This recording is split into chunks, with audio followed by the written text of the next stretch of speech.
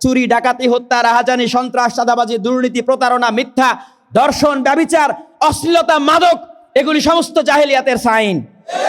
কাজেই সমাজ দেখলে বোঝা যায় আজকে আয়ামে জাহেলিয়াতকে হার মানিয়েছে। আয়ামে জাহেলিয়াতে 4 বছর 5 বছরের শিশু কন্যাদের দর্শন করা হতো, এমন কোনো নজির আমি ইতিহাসে পাইনি। কিন্তু আজকে আমি সমাজে দেখছি সেটা। আয়ামে জাহেলিয়াতে এভাবে শিশুদেরকে বলাৎকার করা হতো, আমি কোনো ইতিহাসে পাইনি। কিন্তু আজকের সমাজে আমি সেটা দেখছি। আয়ামে জাহেলিয়াতে সাধারণ মানুষের হাজার হাজার কোটি টাকা মেরে নিয়ে বিদেশে ব্যাংকে পাচার করা হতো, এমন কোনো নজির আমি ইতিহাসে পাইনি। কিন্তু আজকে সেটা করা হচ্ছে।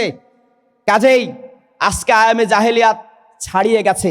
জাহেলিয়াতে ডুবে থাকা মানুষজন যাদেরকে আলেম বলবে, যাদেরকে নেতা বলবে, তারা এক একজন আবু জেহেল, তারা এক একজন আবু লাহাব, তারা এক একজন উতবা, সাইবা, মুগীরা, উমাইয়া। কারণ জাহেলি যুগের এরাই ছিল সমাজের কর্তা, এরাই ছিল সমাজের আলেম শ্রেণী।